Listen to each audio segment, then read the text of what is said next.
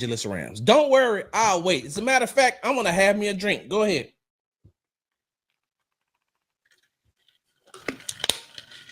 You hear what I'm saying? When Cam Robinson went down in training camp and the offensive line had to adjust, Ariante Ursery went to the left tackle position. Laken Tomlinson stayed at left guard. Jake Andrews stayed at center. Ed Ingram went to right guard. And Titus Howard went to his natural position of right tackle. Do you know what happened from that point on? Do you know what happened from the time Cam Robinson went down throughout training camp, throughout preseason? You know what happened?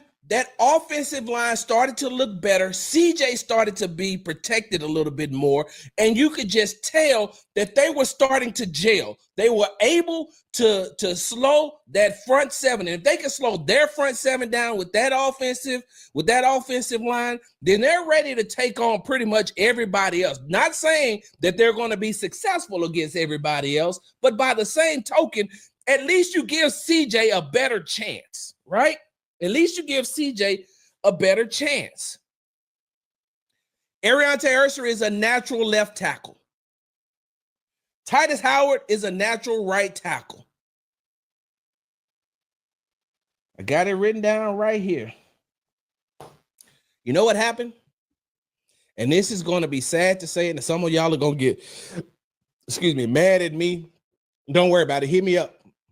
Go to the app formerly known as Twitter, Big Sarge Sports with the Z at the end. Drop the DM in there. Or if you're watching me live on TikTok or on or through YouTube or Twitter, hey, just drop it in the comments. Then we could talk. Drop it in the chat. We'll talk about it. This is the second time. This is the second time that I've seen Texans head coach DeMeco Ryans panic. This is the second time that I've seen Texans head coach DeMeco Ryans panic. Now,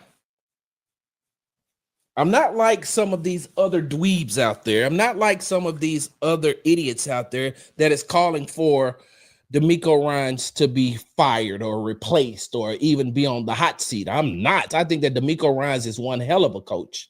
I think that DeMeco Ryans is one hell of a coach. I think that he has done an amazing job shifting the culture of the Houston Texans franchise. Remember now, I told you I've been covering this team for 9 seasons. 4 seasons ago, we were in the midst of 3 seasons of bad football from the Houston Texans. Yeah. Covered the team through those 3 years of frustration, those down memory lane. Last season in the divisional playoffs, Shaq Mason, who had been hurt in week 16 against the Chiefs, Shaq Mason had been out since week 16, so he missed 2 weeks. He missed the first playoff game, and in the divisional playoffs, they brought him back, right? They brought him back, and they started him, even though Juice Scruggs was doing a hell of a job at that right guard position. They brought back Shaq Mason, and it was by far one of the worst games Shaq Mason had ever played since he was with the Houston Texans. He looked terrible in that game, which made me and others wonder, why would you do that? If having Juice Scruggs in that lineup got you this far, why switch up now? And I think that one of the things that hampers Coach Ryans is loyalty to veterans. I think that his loyalty to veterans sometimes clouds the judgment. Now, listen, I've never played in the NFL. I've never coached in the NFL. So this is just Big Sarge's opinion.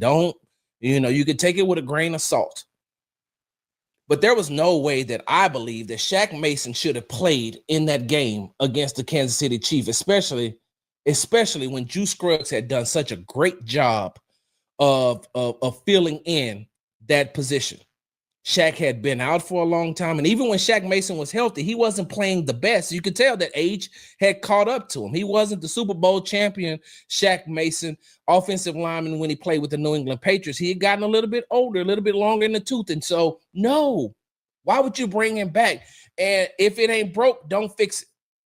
If it ain't broke, don't fix it. Juice Scruggs being in that spot was exactly what you should have went down with. If you're going to go down with consistency of what you've had the last couple of weeks. Don't mess it up by throwing Shaq Mason back in there. If you're going to lose with Juice Scruggs right there. So, fast forward. Remember now, that was the last game that the Houston Texans played. That was the last game that the Houston Texans played in to end their 2024 season. To begin their 2025 season, they started out with an injury to their starting right guard. And instead of sticking with what you got there, and it's crazy because we're about to talk about the same player again. Instead of sticking Juice Scruggs in that spot and allowing Titus Howard to be able to help him, allowing Titus Howard to be able to help him, something that he was used to doing. Something that he had already done by helping, the right guards, because like we said, he's a natural right tackle. So instead of just inserting Juice Scruggs into the lineup and keeping Ariante at the left side and keeping Titus at the right side, the Houston Texans panicked and they switched the whole offensive line around. They switched the offensive line around to pre-Greenbrier, and now look what you have. You put Ariante Ursery at the right tackle, a position he ain't practiced in over a month. Something that he's a rookie. He's never played that position. And I know that the saying is you want the rookies to be ready. I understand that, but you also got to give them some opportunity to practice at that position. So now you put him at the right tackle position, a position he has not practiced at in over a month. And then you put Titus Howard at right guard, a position he's never played on the NFL level, and something that he has not practiced in over a month. And then you stick Cam Robinson back at the left tackle position, a position that he had not practiced with the first unit in over a month. So now you got three different players playing in three different players, two playing in different spots, one who hasn't practiced with the first team since in over a month ago. And you get what you got on yesterday. You get what you got on Sunday. Whereas, hey, let's leave Ariante where he is. He's gotten comfortable and gotten used to that. And we're going to see if things don't work out, then we'll make the changes. But let's leave Ariante where he is on the left side. We know what we're getting from Titus Howard at the right tackle position.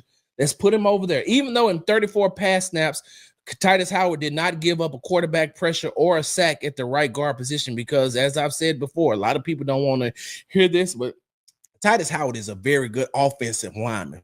He's a better right tackle, but he's a very good offensive lineman. And so you leave him at right tackle, leave Ariante at left tackle, you put Juice Scruggs at right guard, and if that doesn't work out, then you start making the necessary adjustments. Just like against the Chiefs in the divisional round of the playoffs last year. If Juice Scruggs isn't working out, now you put Shaq Mason in the game and you see what you get. You can make the end game adjustments, but when you start the game behind the 8 ball, when you start the game when you start the game behind, it's hard to play catch up. Some of you all are wondering, what the hell you mean by playing catch up, Sarge? D'Amico Ryans wouldn't say it on Sunday when I asked him. CJ Stroud wouldn't say it when I asked him on Sunday during the post-game press conferences. And I didn't